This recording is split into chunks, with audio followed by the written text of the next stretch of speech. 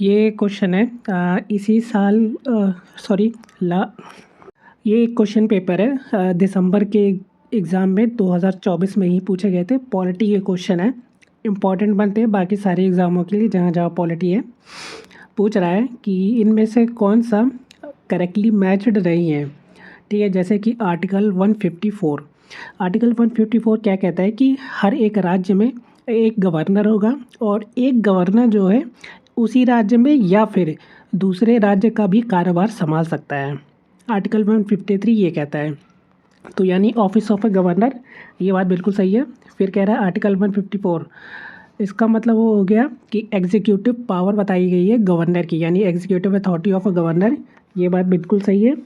Article 155, article 155 में ये कहा गया है कि गवर्नर को हटाने की बात नहीं कही गई है, गवर्नर के अपॉइंटमेंट की बात कही गई है।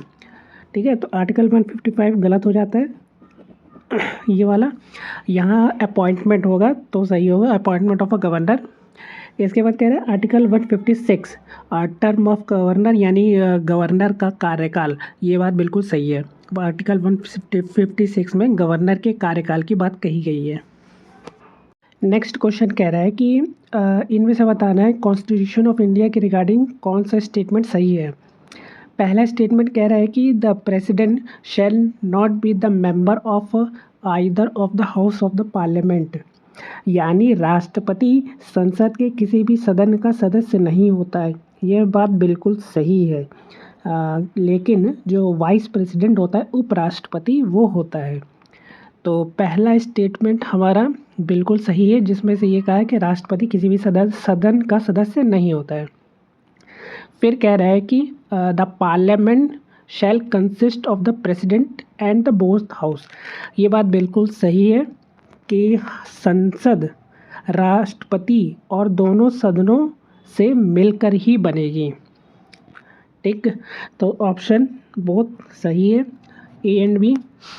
नेक्स्ट कह रहा है कि an amendment to the constitution of India can be initiated by Lok Sabha, state legislature, Rajya Sabha, president of India, यानी अगर भारत के संविधान में कोई भी संशोधन करना है तो इनमें से क्या कहाँ से किया जा सकता है। देखो, संसद में कहीं अगर जो संशोधन बिल कोई भी पेश होता है तो वो राज्यसभा और लोकसभा दोनों से पारित किया जाता है, तभी वो आगे जाके कानून बनता है।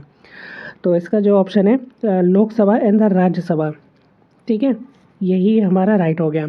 स्टेट लेजिस्लेचर से मतलब नहीं होता, वो राज्य का मामला होता है। नेक्स्ट क्वेश्चन है इलेक्शन कमीशन के रिगार्डिंग स्टेटमेंट दे रखा है, बताना है कौन सा सही है।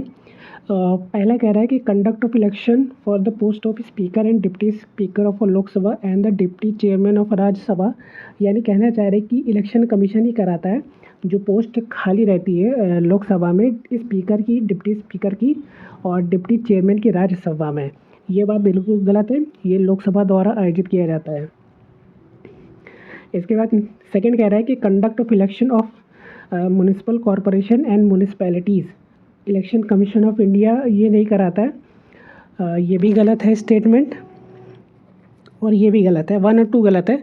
तो देखो ऑप्शन नंबर सी यहाँ से हट जाएगा, ऑप्शन नंबर ए हट जाएगा और बी भी हट जाएगा, तो यानी तीसरा ऑप्शन भी ऑटोमेटिकली नहीं होगा।